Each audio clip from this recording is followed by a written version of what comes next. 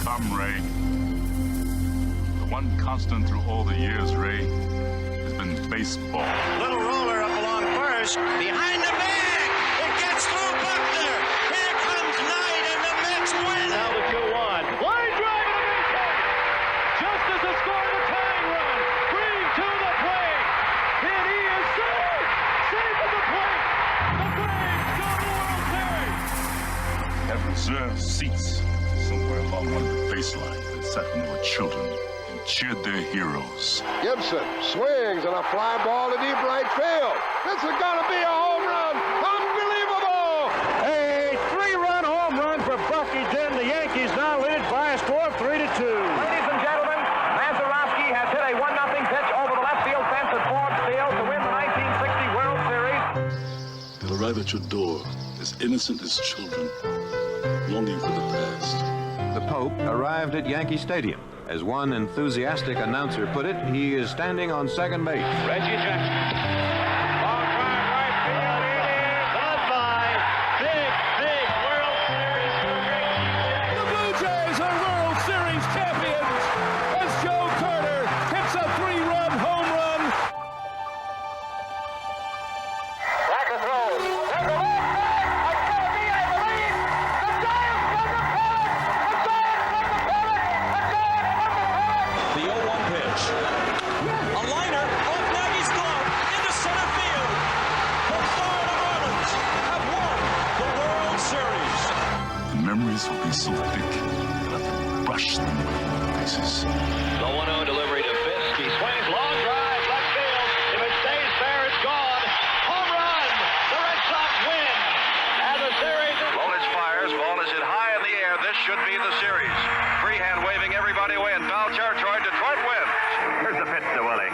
Here's a liner straight to Richardson. The ball game is over and the World Series is over. Willie McCovey hit it like a bullet. A line drive right. Baseball to mark the time. The Oakland A's take. I'll tell you what, we haven't heard. Good evening, ladies and gentlemen, and welcome to Candlestick Park for Game 3 of the 1989 World Series. It's been erased like a blackboard, rebuilt and erased again. Frank Robinson, the right-hand batter. Long drive to left field. Way back. Yes, it's hit back. Home run. Base hit loaded, 1 out. Pena in a jam. The Twins are going to win the World Series. The Twins have won it. Ozzie with 1 out. Smith corks one into right down the line. It may go. Go crazy, folks. Go crazy. It's a home run. And the Willie Mays just brought this crowd to its feet with a catch, which must have been an optical illusion to a lot of people. This field, this game, is a part of our past, Ray. It reminds us of all that once was good, and it could be again.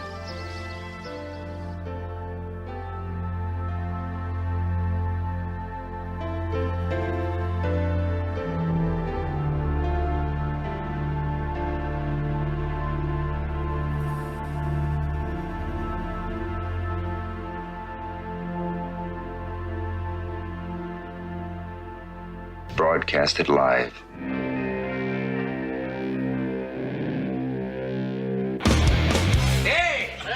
Who wants to have some fun? There are balls coming from all over the place. Left field, center field, right field. See, this is the kind of thing, quite honestly, right now, that makes you want to see the Chicago Cubs team lose. Now, you just saying you want to have fun, or do you really want to have fun? It'll be fun. Will the next person that sees anybody throw anything onto this field, point them out, and get them out of here? You don't live in Cleveland. You live in Cincinnati. You talking to me?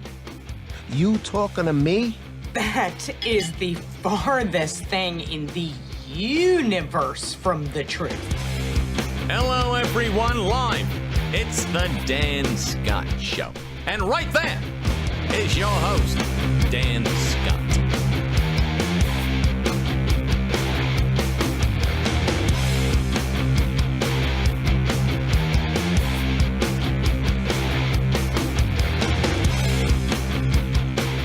right, well, good morning, everybody, and welcome to the Monday weekend wrap-up edition of the show. I'm Dan Scott. That is Forrest Stulting. Good to have you along with us on a kind of an interesting morning. Came out this morning. It had been raining a little bit, even though there was next to no chance of rain in the forecast. It's kind of partly cloudy right now, but I think to a man or woman on this campus, it's all sunshines and rainbows after another 42-10 win this weekend over VMI. Oh, there's no doubt about that, Dan. That is completely right. Just another fabulous win for the Paladins and heading in the right direction. You got the gauntlet coming ahead of us with these big 4 games on the next 5 weeks for the Paladins here. Rainbows and lollipops, or whatever you want to call it. In any event, we are very happy to have you with us this morning. We're having a little bit of a technical difficulty with the Facebook Live feed, although I'm beginning to get a sense that maybe it's starting to come around a little bit. But we have shared the other opportunities for people to check it out via Twitter, through Periscope, or via the TuneIn Radio app by searching WPLS-LP. But if you're watching us on Twitter right now, please share the link, retweet it so people will know and we can grow the audience a little bit. Coming up on today's program, we wrap up the weekend. We're going to start, obviously, here in a moment, talking a bit about Furman's 4th consecutive wins. Did something Saturday that this program has never done in the long, long history of Furman University football. We'll tell you about that and a lot more about the game, the weekly highlights package. We've got that for you. Plus a nice little statistical breakdown coming up as well as we continue to update where we are now through 7 games, rushing and points scored versus the past 4 full seasons.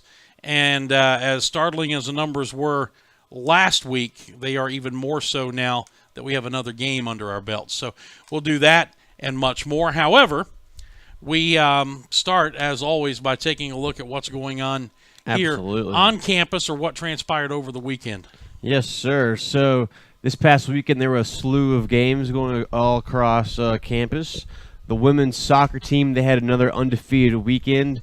They beat Western Carolina 2-1 in overtime, and they won that game on an own goal in the 93rd minute. And they beat ETSU 5-0 yesterday on Senior Day, and they clinched a top 2 seed in the Southern Conference tournament coming up here in a couple weeks. They have a record of 11-2-1 and 7-0 in the SoCon. They have 2 more games this coming weekend at Chattanooga on Friday, then at Samford on Sunday, who is also 7-0 in the league. Volleyball, they also had another undefeated weekend this weekend. Tough road test down at Mercer. They won 3-1 there. Beat Samford 3-0 on Sunday. Their record is 14-7 and 8-0 in Southern Conference play.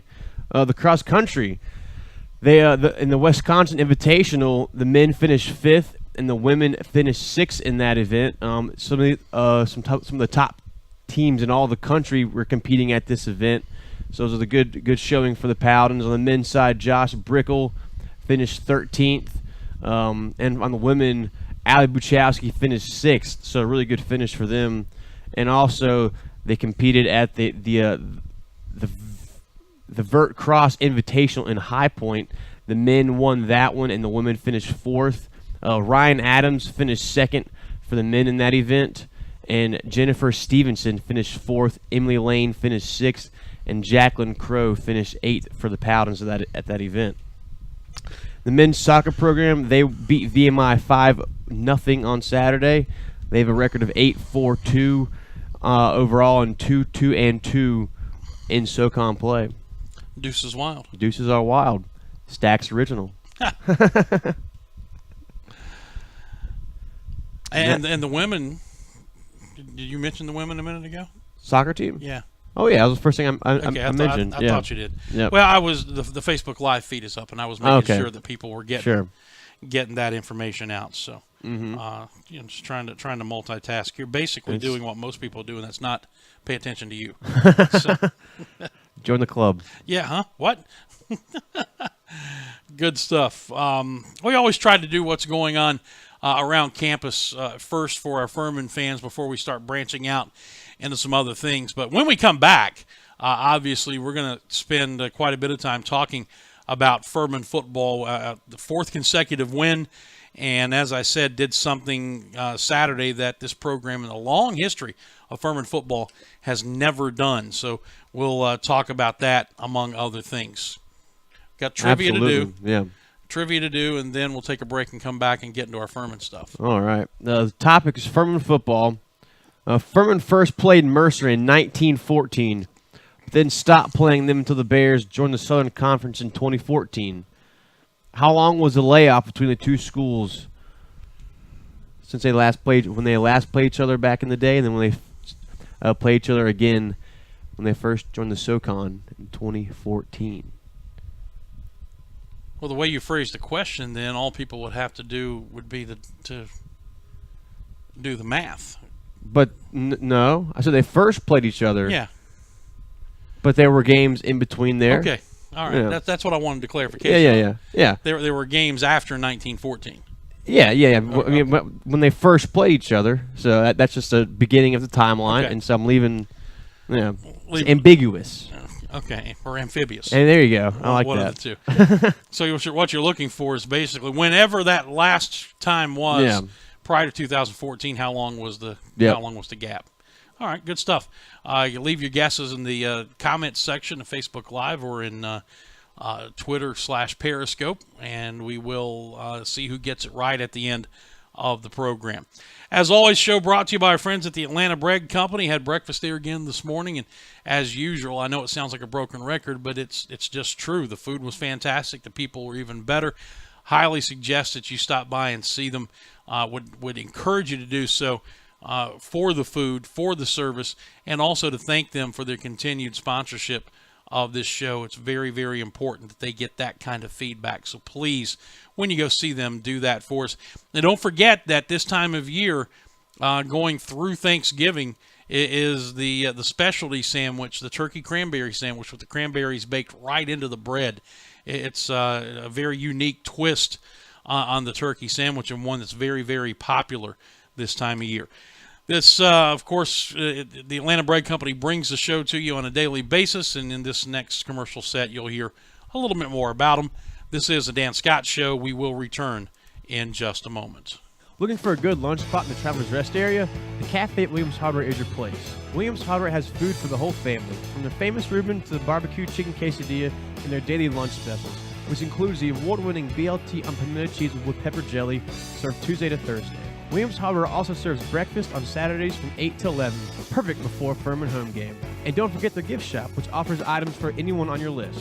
Go see your friends at the Cafe at Williams Hardware, 13 South Main Street in downtown TR. Full menu and operating hours at the Cafe at WilliamsHardware.com. Say you've got a busted phone or tablet screen. Time to get a new device? Nope. Time to give it CPR. CPR Cell Phone Repair at Cherrydale can repair almost any phone or tablet screen on the market and usually can do it same day. In fact, if you have an iPhone, the fix usually takes less than an hour. CPO Cell Phone Repair also can fix computers and gaming systems, both screens and hard drives. And they sell refurbished devices and new accessories. Stop by and see the new owner, Janet Culver, today, and check them out on Facebook. That's CPR Cell Phone Repair at Cherrydale, 864-282-9097. Give it CPR today. Hey Furman fans, it's baseball season. Here at Ingalls, we know that as you root for the home team, sometimes you want more than just peanuts and Cracker Jack. And while we do deliver on your favorite ballpark classics, we're proud to offer a packed lineup of everything you need to make your next meal a home run. Ingalls, a proud sponsor of Furman Baseball and the official grocery store of Furman Athletics. Go Dins! The Atlanta Bread Company at Cherrydale Point offers a dining experience that will have you coming back for more time and time again. Everything is freshly made on site, including the different varieties of bread and all the baked goodies. And the menu, Atlanta Bread Company offers a wide variety from hot soups and chili to hot and cold sandwiches and paninis. Even breakfast selections topped off with your choice of piping hot coffees. Come see for yourself. You'll love it. The Atlanta Bread Company at Cherrydale Point, proud sponsors of the Furman Paladins and the Dan Scott Show.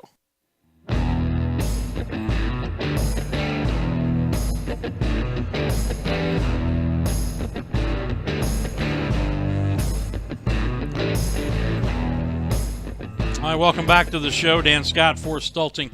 Monday weekend wrap-up edition of the program. Saturday here at Paladin Stadium, Furman won its fourth consecutive game, a 42-10 rout of VMI. It's a little closer than people were maybe expecting through the first half of the game. In fact, it was just 14-10 at the break, but things got straightened up at halftime, and Furman outscored them 28-0 in the second half to go on and get the 42-10 victory. We'll let you hear the highlights. This is the preview that you always get on Monday of what we'll play Saturday in the Southern Fried Cotton tailgate show for the Bon Secours St. Francis Furman flashback. This is your audio tour through Furman's win over VMI, and then we'll come back and break it down a little bit for you, but take a listen. 3rd down and 5, and for the first time in a couple of weeks, Thomas Gordon is on the field. He goes in motion, play action. Blazejowski dropping, pressure coming. Blazer had to get rid of it, and Gordon made a nice catch at midfield, reels it in, and is brought down at the VMI 45. Receiver split to either side. Motion again left to right. AR coming option. Blazejowski keeps it, turns it up. 40, 35, 30. Breaks it off to the left. He's at the 20. He's at the 10. He's got one man to beat. Dives for the goal line, and he came up just short, about half a yard. Greg Sanders, for the moment anyway, saves a touchdown. But Blazejowski says, my knee's just fine, thank you very much. Gibson was on his way out. Now he turns and comes back in. They're keeping a bit of a jumbo package in there. He'll go into a fullback spot. Wilcox will go offset tailback. Under the center is Blazejowski. Hand it to Wilcox, and he crashes into the end zone. Touchdown, Paladins. Here we go. 3rd and goal from the 1. Dirks again at the fullback. Double wing, everything tight. Handoff. Dirks got to the goal line. Did he get in? Yes, with the second effort. Touchdown, Paladins. He was stood up at first and then just kept pushing. Kratzenberg hit him, but Dirks was able to force his way into the end zone with 5:20 to go in the first half. It's now 13-3. Shift out of the pistol, go to the double wing. Under center is Blazejowski. Everything tight on 3rd down and 6. Drops the throw, looked right, now comes back to the left. Complete to Moorhead. First down across midfield. Coming to the near sideline. Spins at the 40, inside the 35, and down at the 32-yard line. A.J. Smith, the safety, finally brought him down. Blazejowski, 3-step drop, throwing, lobs it down the near sideline. Catch by McCarter as he went up over top of Caleb Tucker and brought it down. Fell right at the 16-yard line, and the Paladins in the red zone again. First down, handoff. Wilcox started inside, bounced it out to the left. He's at the 10. He's at the 5. Touchdown, Paladins. Started running off right guard and immediately cut it back to the left. Got outside, and there was nothing between him and the near pylon. Stay with the empty backfield. 2nd down and 10. Throw to the left. There's the pick. Coming down the near sideline. At midfield, inside the 40, inside the 35. That's Dylan Van. 2nd straight week with the pick. Played that baby like he knew it was coming. Returned it big time, and the Paladins in business in VMI territory all the way down at the 33-yard line. 3rd down and goal from the 1. Hand it to Dirks. Crashes. Touchdown. Running left, met very little resistance at the line of scrimmage, and Furman extends the lead to 17, 27-10 with the extra point pending. Wilcox beside Blazejowski in the gun. He takes the snap. Blitz coming. Got rid of it as he was hit. Complete inside the 40, the 30, the 20. Still on his feet. The 10, the 5. Did he get there? Touchdown! Andy Shumpert running right down the middle of the field. Able to get all the way to the end zone and went through 3 defenders right at the very end to get there. And how about that? 57 yards on the touchdown pass. Out of the pistol, Roberts are going to go option left side. He tucks it up, keeps it. 45, 40, down the middle of the field, inside the 20, inside the 15, and gets all the way down inside the 10 to the 9. On the option, Montrese Gatling finally ran him down and saved a touchdown. But Harris Roberts, like P.J. Blazejowski on the opening drive, turning in a huge play. Handoff, and where's the signal? Touchdown!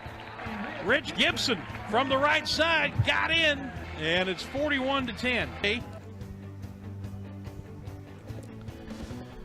So there you go. There's your audio tour through Furman's 42-10 win over VMI on Saturday. And as we said, it was a 14-10 game at the half, and then got some things adjusted at halftime and came out, pitched a shutout over the final 2 quarters, and got things going again offensively.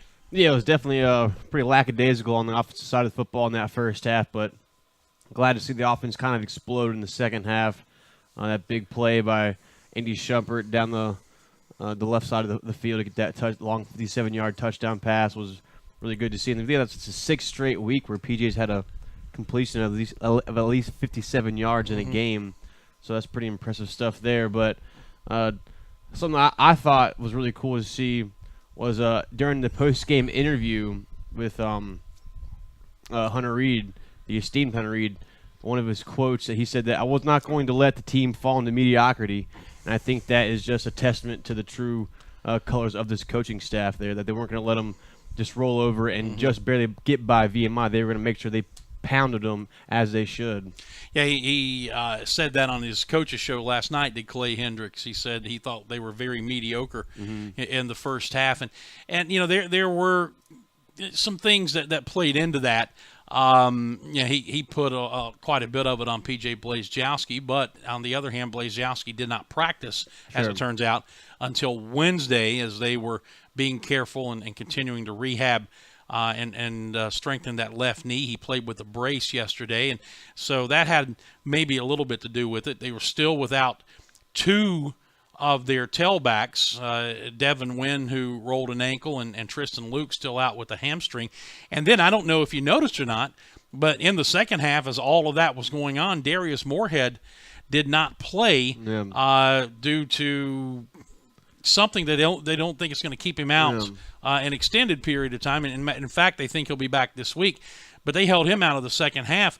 So you've got Alencio Graham getting his first time at the tailback spot, and also Antonio Wilcox getting some time in that tailback or on the wing, in the double wing. In fact, there was the one possession that we were first, or had it to go at the 1 yard line, and we line up with Gibson, the fullback, and Wilcox, the tailback, in the offset I.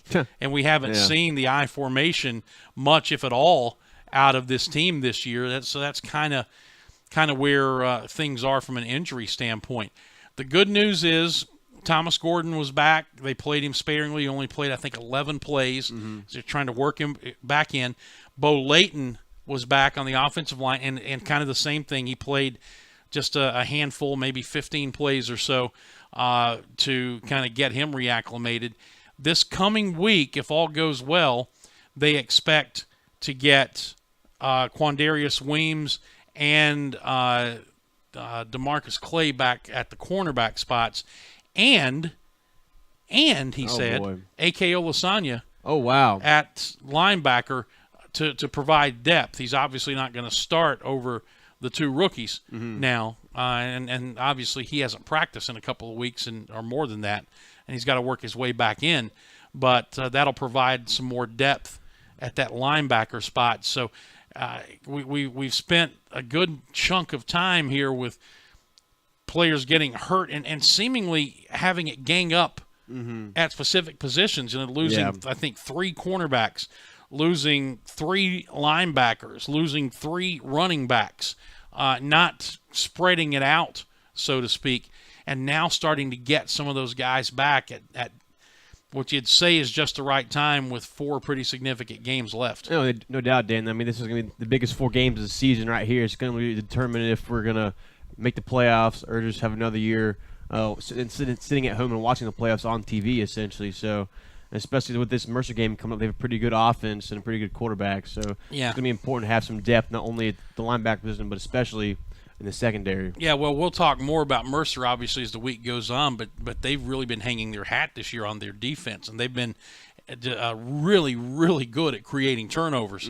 In fact, they forced 5 turnovers in their loss to Auburn, which is why that game was only 24-10. Yep. As they took it away 5 times. So taking care of the ball is going to be an emphasis, obviously, in practice this week. But that's something that we've done much better in the last 4 games, and we've turned our turnover ratio from a minus now to a +4 after 2 takeaways this week. No sacks this week. That's all right. But 2 takeaways, so we're now +4 in the turnover ratio. And then a couple of notes. Number one, we surpassed last year's win total. Won 3 games a year ago. We've now picked up our 4th win. We'll take that. And 42 points. Believe it or not, this is the first time in the history of Furman football that the Paladins have scored 40 or more points in 4 consecutive games. It's unbelievable stuff, Dan. That's hard to believe. I would have especially thought we would have done that in the 80s or maybe in the early 2000s when we had Ingo Martin behind center and Jerome Felton with him as well. Brian Bratton and all Isaac those West, guys. R.J. Webb. Yeah, just Justin Steppers. Unbelievable stat right there that Hunter was able to scoop up. So. And then this is going to be kind of an ongoing thing. We told you last week where Furman was after 6 games in points scored and rushing yardage, and compared that to the previous 4 full seasons. Well, for those of you who are watching video-wise, you get to see the brand new graphic that we have, the points and rush yards comparison, and there you see it on the screen. After Saturday's game, Furman has now scored 254 points and rushed for 1,642 yards. And you look across the board, that's more rushing yardage than the last 3 full seasons combined. In 2014 was a 12-game regular season. And we're bearing down on 2013, which was a 14-game season because of a 12-game regular schedule and 2 playoff games. Point-wise, we have already surpassed 2015 and 2014, and again, 23 points away from tying 2016. So from an offensive standpoint, it's just been a complete turnaround for this team. The rushing yards, the balance really, because the passing yards have been up there as well, but the passing yardage is going to be down this year because the rushing yardage has increased so significantly, and I think the rushing average now is 235, and the passing average is like 205 or 207, something in that neighborhood.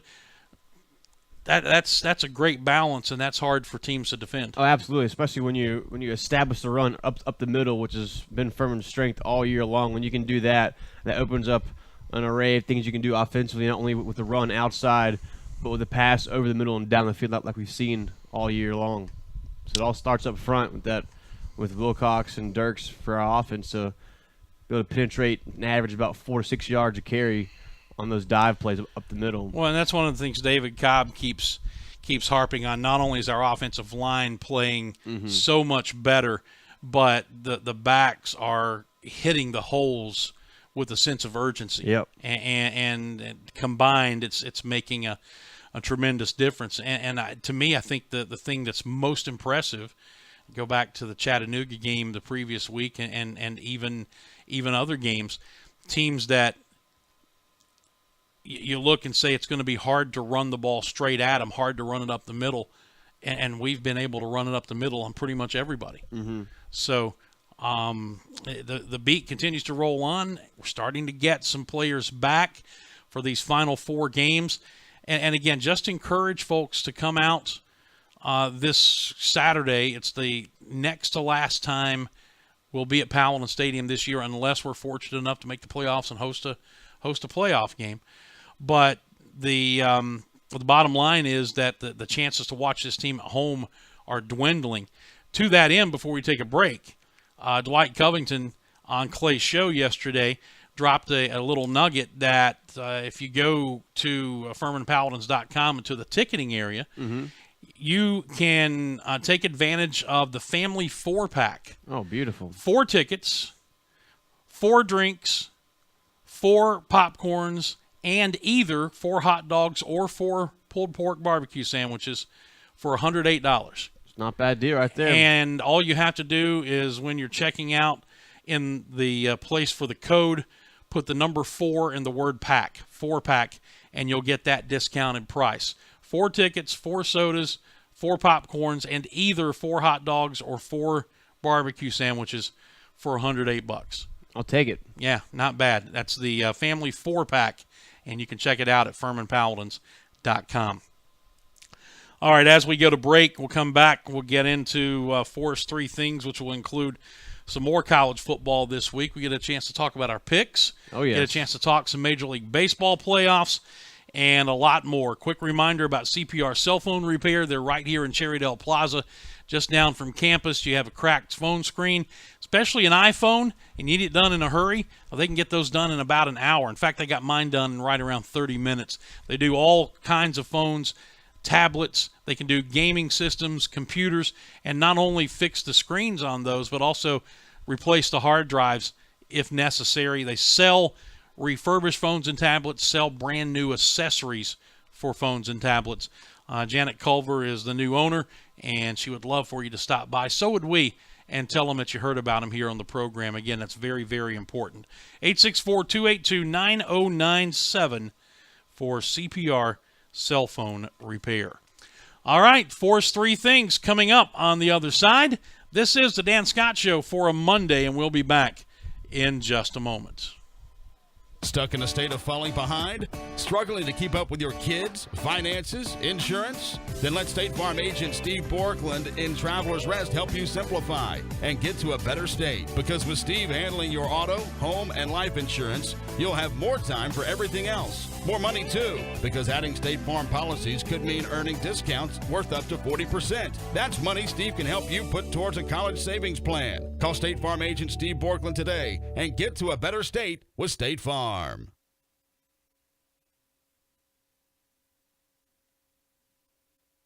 Looking for a good lunch spot in the Travelers Rest area? The Cafe at Williams Hardware is your place. Williams Hardware has food for the whole family, from the famous Reuben to the barbecue chicken quesadilla and their daily lunch specials, which includes the award-winning BLT on pimento cheese with pepper jelly, served Tuesday to Thursday. Williams Hardware also serves breakfast on Saturdays from 8 to 11, perfect before Furman home game. And don't forget their gift shop, which offers items for anyone on your list. Go see your friends at the Cafe at Williams Hardware, 13 South Main Street in downtown TR. Full menu and operating hours at the Cafe at WilliamsHardware.com. Say you've got a busted phone or tablet screen. Time to get a new device? Nope. Time to give it CPR. CPR Cell Phone Repair at Cherrydale can repair almost any phone or tablet screen on the market and usually can do it same day. In fact, if you have an iPhone, the fix usually takes less than an hour. CPR Cell Phone Repair also can fix computers and gaming systems, both screens and hard drives. And they sell refurbished devices and new accessories. Stop by and see the new owner, Janet Culver, today and check them out on Facebook. That's CPR Cell Phone Repair at Cherrydale, 864-282-9097. Give it CPR today. Let me tell you something, Cowboy. This rookie can really bring the heat. He's smoky and spicy with a Chipotle style all his own. It's a new Montgomery Inn Chipotle barbecue sauce. Make it a part of your home team. Available now at your neighborhood grocer or online at CincyFavorites.com.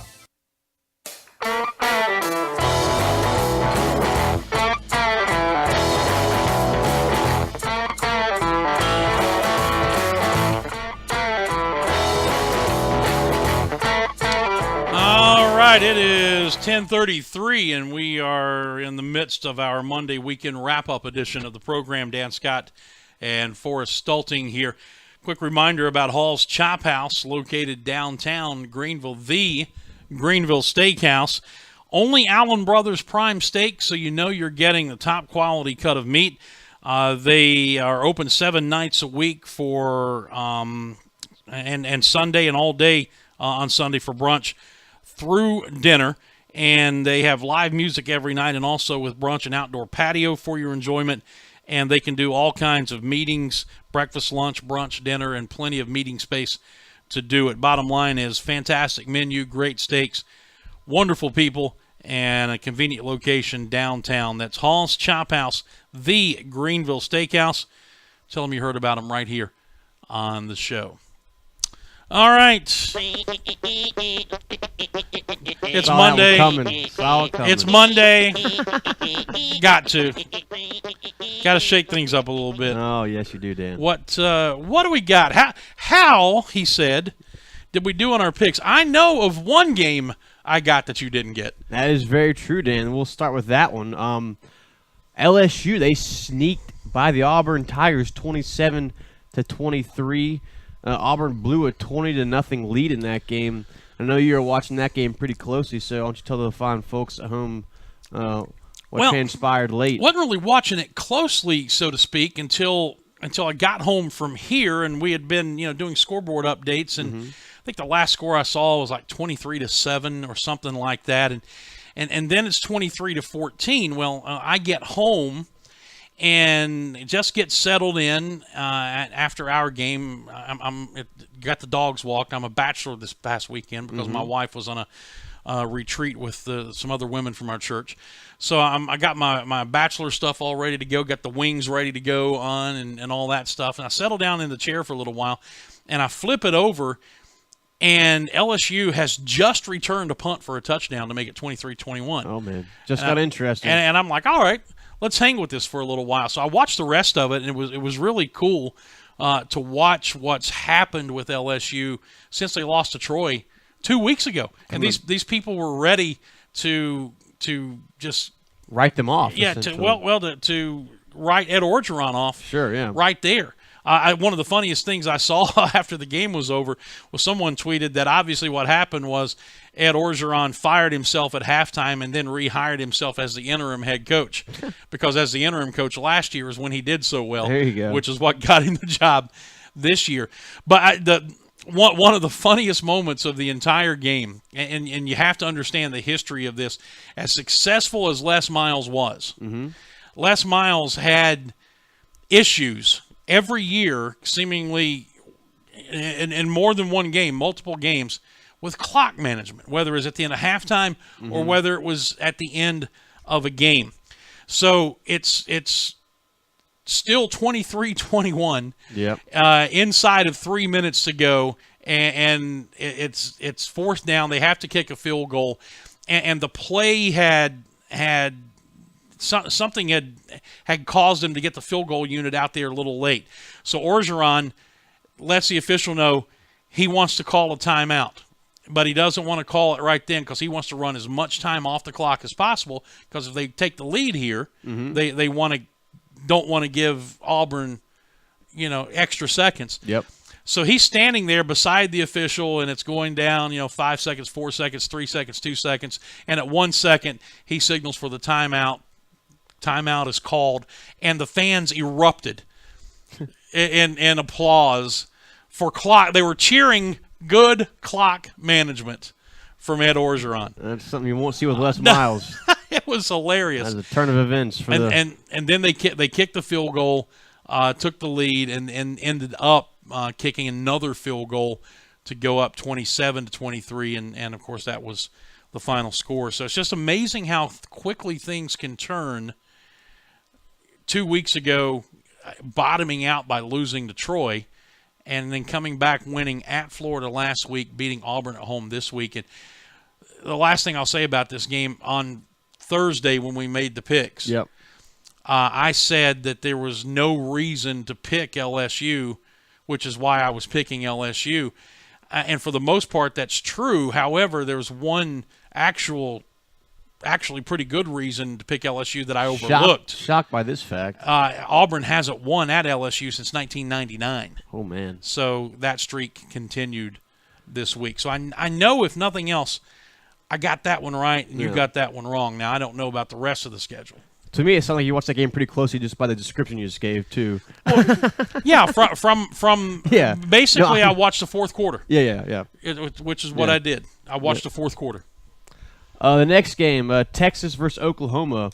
Oklahoma snuck by the Longhorns here on a late Baker Mayfield touchdown in the fourth quarter. We both took Oklahoma, right? Yes, sir. Although, in the interest of full disclosure, I found myself, as I knew I would, rooting for Texas to come back at the end of that game, but fair enough. Did not. Miami beat Georgia Tech 25-24. So the loss of Mark Walton was looming. Mark Walter was looming large for the Canes. Did you see the end of that game? No, I did not. Georgia Tech. All they have to do is make a stop on third down, and actually it's a fourth down, because Miami, the choice was go for like a fourth and 13, or try to kick a 56 or 57-yard field goal, right? Mm-hmm. So they obviously decide to go for it, and they completed a pass down inside the red zone off a deflection. Off the hands of a Georgia Tech defender into a Miami receiver's hands. Got him down there, and I think they got inside the 5 and snapped it, ran it to the middle of the field to set up the field goal kicker, and he kicked it to win the game. That's some shades of LSU and Kentucky back in like the early 2000s, I believe. Next game. So I got that one, and you got that one. Yes, sir. Okay. Michigan barely beat Indiana in overtime, 27-20. I picked Indiana, so I got that one wrong. I picked Michigan, but wanted Indiana to win. So wait a minute, you're telling me right now I'm 4-0. You are 4-0, and you're 2-2. That is correct. Okay, yeah, that's correct. And then right, so justice is prevailing after a week off.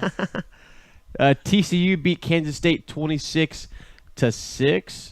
And I believe you both picked TCU in that game. Mm-hmm. In the final game, FSU beat Duke 17-10. I picked FSU. I believe you picked FSU as well.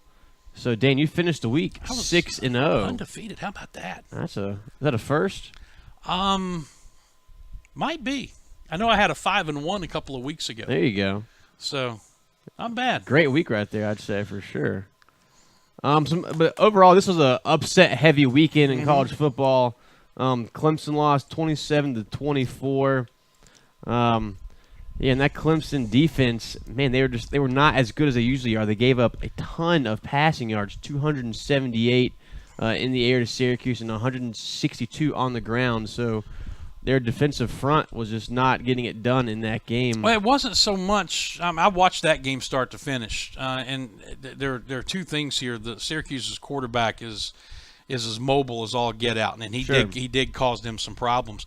The bigger issue, though, was the Clemson secondary simply at times looked clueless, and Syracuse had this crazy little thing going on where they would have guys basically running all over the place, and then kind of at the last minute, everyone would run to their position of alignment. Oh. And it had Clemson's defense kind of jumping and guessing and doing some things. It was a clever little move by Dino Babers, and they hit some big plays in the passing game. And all of that, the biggest issue that Clemson, I think, is going to face going forward is going to be their kicking game with Greg Hugel out, because they missed 2 field goals of less than 40 yards and still should have won the game if they hit those. So almost. They were 1 out of 3 in the field goal department. So we'll see. Last year's loss to Pittsburgh kind of turned them around. Kind of brought them back. We'll see what happens this year. Another upset, California. They just walloped Washington State 37-3. Luke Falk of the Cougars threw 5 interceptions, and they only had 23 yards on the ground. So California really shut them down. Yeah, that was after. That was Friday night after the Clemson and so back Syracuse game. Friday the 13th was not good. Back-to-back for upsets, those teams. Yeah. The Arizona State Sun Devils, they beat the Washington Huskies 13-7 in a really wild ball game there down in Tempe. Jake Browning only threw for 139 yards, and Arizona State threw for 245. So that was the difference in the ball game right there. They did contain Browning. Excuse me. One of the best tweets of the weekend about that game from one of the national writers. That's a good thing that no one on the East Coast was awake to watch that Washington game. I did see that. That was horrible. Oh man, how the it always comes back to bite you. It does. You know? It really does. Boise State beat San Diego State 31-14. West Virginia beat Texas Tech 46-35. So the Mountaineers getting back in the win column and back into the polls. Yes, sir. And then some scares on the weekend. Wisconsin snuck by Purdue 17-9. USC beat Utah by 1 point, 28-27. They stopped the Utes on a 2-point conversion late in the game in that one. Some other notable scores. Boston College beat Louisville 45-42. Kicked the field goal how at the the gun. mighty have fallen and how the big wins for Clemson don't look as good anymore, huh? Kicked the field goal at the gun to win it. Yeah. Louisville's defense is just in a shambles. They're terrible. They're not good. Alabama walloped Arkansas 41-9, and then Georgia won 53-28. And that is the college football roundup for your FBS scores of the week. Yeah, the polls. Alabama's still at number one. It's obviously a lot of shakeup. Oh yes. Penn State 2, Georgia 3, TCU 4, Wisconsin 5, Ohio State 6. Those are the same in both the AP and the coaches polls. Clemson fell to 7th in the AP with Miami 8th. Those two teams flip-flop in the coaches poll. It's about where I thought Clemson would land. That's about right. Oklahoma 9, Oklahoma State 10 in the AP. Oklahoma 9, Southern Cal 10, followed by Oklahoma State at 11 in the coaches poll. And Washington State falls to 15 in the AP poll and 18 in the coaches poll. How about Michigan State? Sneaking up there. Sneaking up, getting ranked. I mentioned West Virginia is back in, and LSU is in both polls. Not surprised by that. Their big win this weekend. Then my biggest surprise is Memphis, 5-1. You kidding me? Mm-hmm. Wow. Incidentally, a little love for my Mountaineers. They were down by 17 with 9 minutes to go in the third quarter in that game, and had that offensive explosion to come back and win. So also a close eye on NC State, moved up 4 spots to number 16. Yeah. I like the Wolfpack moving on up. They could possibly get in the top 10 in a few short weeks once they battle the Clemson Tigers. Yeah, 16 in the AP, 17 in the coaches poll. So we'll have the FCS polls tomorrow, right? Yep, we'll do that for sure. That's just a kind of a glance at what's going on in the AP polls. Is that it for college football? That's all I got. Okay. Unless you got anything else. Yeah. All right, moving on to some baseball. The Astros jump out to a 2-0 lead over the Yankees. Both ball games were won by the Astros 2-1. And the story has been 3 little areas. Dominant pitching. Jose Altuve and Carlos Correa for the Astros have just been dominant. And then great defense. In Game 1, Keuchel went 7 innings pitched, 4 hits, no runs, 10 Ks. In Game 2, Justin Verlander had a complete game, 9 innings, 5 hits, 1 run, 13 Ks. Yeah, and threw 124 pitches, which I loved. Oh, I'm right there with you. I love it, man. You got a guy pumping gas 97 like that. that late in the game. Yeah, just ride that horse. Oh yes, I'm right there with you. Giddy on up. I mean, they're talking about they're using the phrase old school. Yeah. Where that's concerned, but that was just fantastic. That's just to pure see. baseball. That's not over managing like we're going to talk about with the Cubs here maybe in a minute. Oh, absolutely. And Carlos Correa and Jose Altuve, they've scored all 4 runs. Correa's got 3 RBIs, and those 2 hitters combined have 8 of the 11 Astro hits in the first 2 games. So just really got to shut them down for the Yankees. Defense in Game 1, Altuve. That doesn't look right. Oh yeah, it was a ground ball. Yeah, the ground ball single up the middle. Didi Gregorius had a chance to cut the ball off, but instead laid it off for Castro, who was going the opposite way.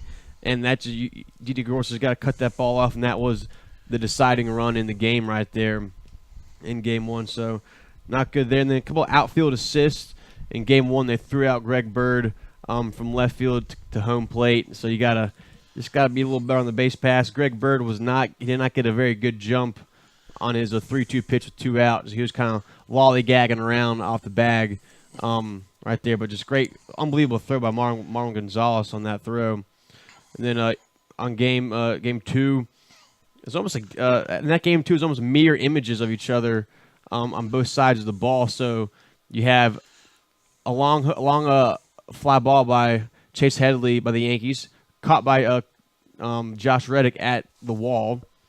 A few innings later, Carlos Correa had a long fly ball to right field, was not caught by Aaron Judge, ended up being a home run.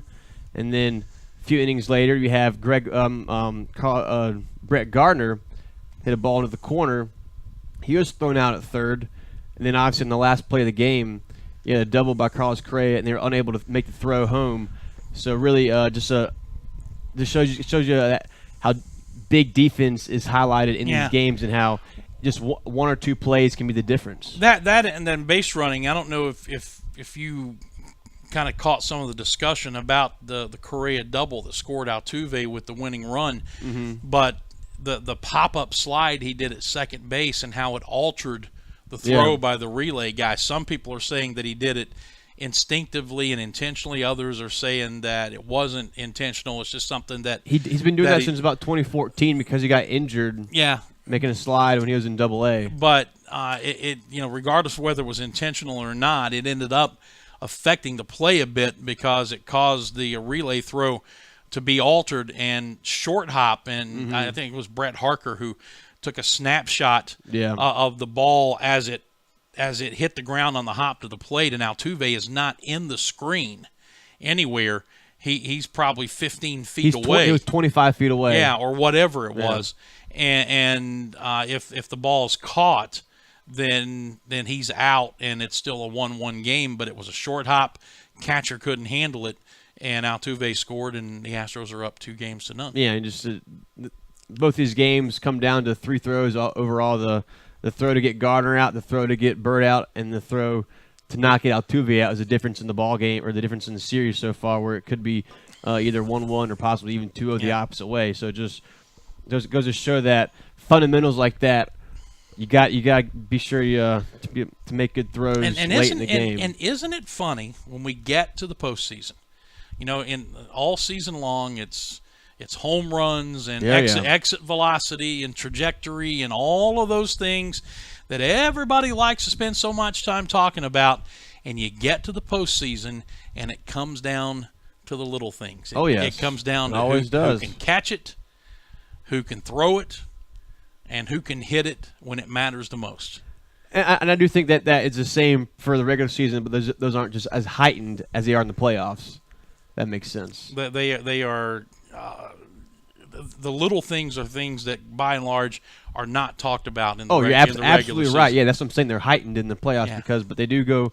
It's just I don't think the same thing that happens in the regular season. I don't think it's any coincidence that the teams that get to this point are usually almost without fail, not always, but almost without fail, the best fundamental teams, the ones who, they got the guys who hit the long ball and they can do this, but they catch it. They do the fundamental things right on relays and things like that, and obviously they can pitch it a little bit. Oh, absolutely. I mean, they got 2 dominant pitching performances from Keuchel and Verlander, and it was like I texted you on Saturday. It was just embarrassing how many sliders that the Yankees have swung at down below the zone, especially Aaron Judge, Gary Sanchez, and Starling Castro. They're almost giving away their at bats. Judge got like 130 strikeouts in the playoffs now? At least. It feels like that. I'll say that much. My goodness, we just can't put the ball in play, and so it's rough. All right, on the National League. Yeah, quickly. The National League side, the Dodgers are also up 2-0. A 5-2 win on Saturday and a 4-1 win last night and a walk-off home run by Justin Turner on the 29th anniversary of Kirk Gibson's famous walk-off in Game 1 against Dennis Eckersley in the 1988 World Series. And walks have been the big issue here for the Cubs. 2 walks scored in both games. Two of the runs in each game came from walks, and then overall, just the entire postseason, the Cubs are not pitching the ball real well. They have, in 24 1/3 innings, 19 runs and 19 walks. So it just goes to show that they are not pitching well, I guess, to say the least. Fundamentally having some issues? Absolutely, yeah. And then the Cubs pitching, the Dodgers pitching, they're just proving strong right now. The Dodger bullpen, they have held the Cubs to 0 hits and 17 at-bats over the first 2 games of the series.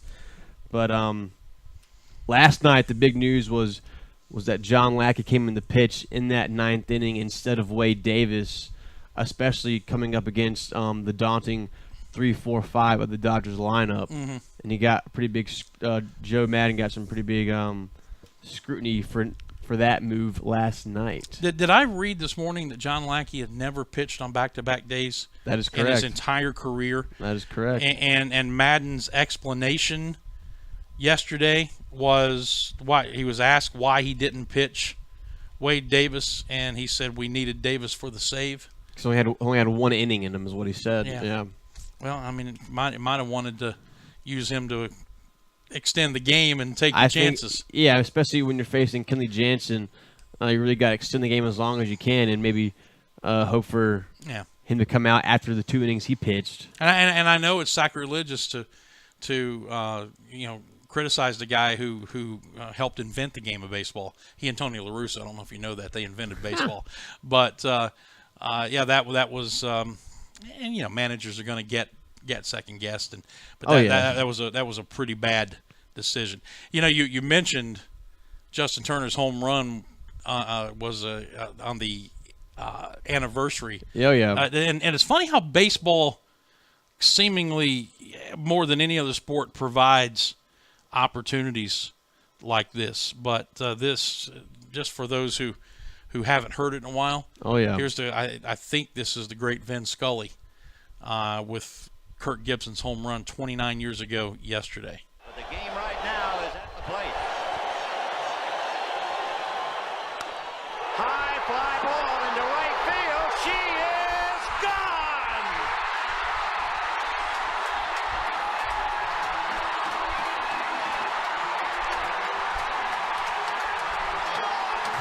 In a year that has been so improbable, the impossible has happened. No Dodger fan, me, but I'm a huge Vin Scully fan. Oh, yes. I don't believe what I just saw. That was Jack Buck. No, I know, yeah. I'm just... But, it's just you watch this game long enough, and those kind of things happen. You have a moment like last night on the anniversary of that. Mm-hmm. Same team, same stadium. It was pretty cool. Just one series too soon. And the fact that the Cubs lost makes it even better. You got that right. And another thing that happened in Game 1 I want to talk about is the plate from left field. A single by Justin Turner. Schwarber was the left fielder, made a throw into the catcher Contreras. It was a short hop once again. Culberson was the runner, the shortstop filling in for Corey Seager. And he was originally called out because Culberson never touched the plate. But then they changed the call to safe because Contreras supposedly blocked the lane of Culberson. And which, if you know anything about catching a baseball, you know when a short hop is coming at you like that, your instinct is to drop back your foot. And so I just thought that was I was irate when they called him safe there because not only for multiple reasons, but the fundamentals of the game and what you're supposed and what you not are taught to do, but what instinctively you do on a short hop, and then that too, the catchers can't block the plate anymore. I just don't understand that at all. I agree that a runner shouldn't be able to bowl down the catcher, but at the same time, other players are allowed to block the base. I'll disagree with you here. If the catcher's allowed to block home plate, then the runner should be allowed to run through him. What about when shortstop blocks a plate when someone's stealing second base? Should they bowl them over too? I mean, there's always a way to get to the bag. Exactly, there's always a way to get to the plate. But not if the guy's standing 3 feet in front of home plate blocking your way. And the rules are to protect the catcher. I'm not saying I agree with them. I'm not saying I agree with them, but the rules are there to protect the catcher. And I like that. Yeah. And the rule is if the catcher does not have the ball, he cannot impede the runner's path to home plate. He can't be blocking the baseline without the ball, and that was the call. Yeah, for sure, yeah. I mean, to the rule of the law, it was right. So the umpires got it right to the rule of the law, but I just don't agree with that rule at all. You want to see something? Have I ever shown you Hal McRae's quote-unquote slide in 1972's World Series, the Reds and Oakland A's? Look that up on YouTube. Okay. It wasn't a slide. It was a rolling body block. It took out the shortstop, and nothing was called. Huh. So it's how the game has changed. Oh, yeah. Yeah, look that up on YouTube sometime. It was pretty intense. 10:59. What else we got? All right, just a couple of short other thing. 3 NFL notes. Aaron Rodgers broke his right collarbone after a hit by Vikings linebacker Anthony Barr.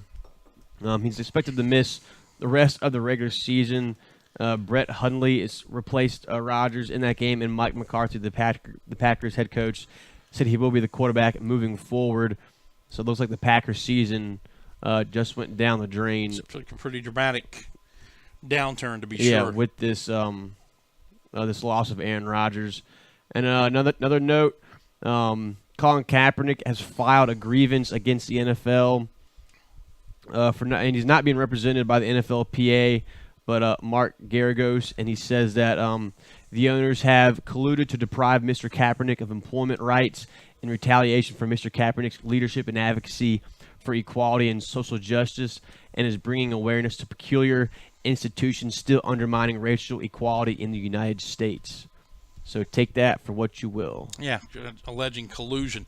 Last time we heard the word collusion involved in professional sports was the off-season heading into the 1987 baseball season when, as it turned out, Major League owners colluded not to sign free agents, and they got ultimately busted for that one. Back to the Aaron Rodgers injury for just a moment. Sure. Adam Schefter tweeted out this list earlier today. These are players who are lost for the season in the NFL already. J.J. Watt, Aaron Rodgers, Odell Beckham Jr., Dalvin Cook, David Johnson, and Julian Edelman. It's big names among others, already this season lost for the year. So that's pretty tough. It really is, yeah. My goodness. Some on this date here, 1928, Mickey Cochran wins the AL MVP. Ruth and Gehrig are ineligible because they already won the award. 1960, Houston and the New York Mets are admitted to the National League. It's the first structural change since 1900. They'll start play in 1962. And in that year, 1962, the Yankees win their 20th World Series. 1974, pitcher Ken Holtzman hits a 3-run home run in Game 4 of the World Series. And he's the last pitcher to hit a home run at home in the AL because the DH was implemented in 1973, but not in playoffs until 1976. 1992, they broke ground in Colorado for Coors Field.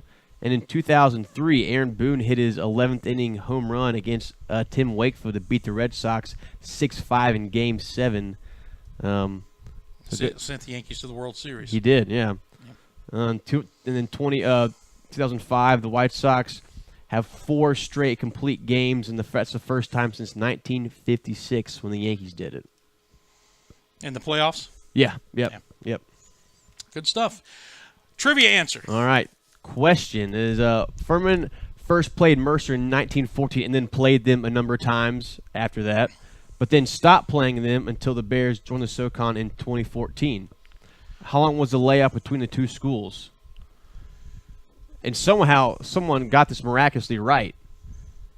78. They were correct. 78 years. Yeah. From they last played in 1936 to 2014. There you go.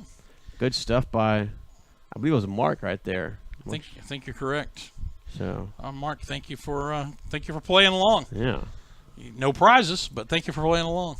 I'd say go get a lottery ticket if you got that right, because that was just incredible. So, good guess. Yep. All right, we will take our leave for today. Thank you for joining us as the week goes on. Obviously, a lot of college football talk and other things going on here around campus. Hope that you'll join us and look forward to what we have coming up as we start gearing up towards what's going to be a big homecoming game. Oh, yes. Here Saturday at Paladin Stadium. Again, go online, check out the Family 4-Pack. You Clemson fans, Clemson is off. Come over and check us out. Check out this brand of football that's being played here at Furman. I think you'll like what you see. This Furman offense especially is fun to watch, and defense is getting that way as well. Oh, yes, sir. So we'll have a lot of fun with it. But thank you for joining us, and we will talk to you next time. For Forrest, I'm Dan, saying God bless you, and so long, everybody.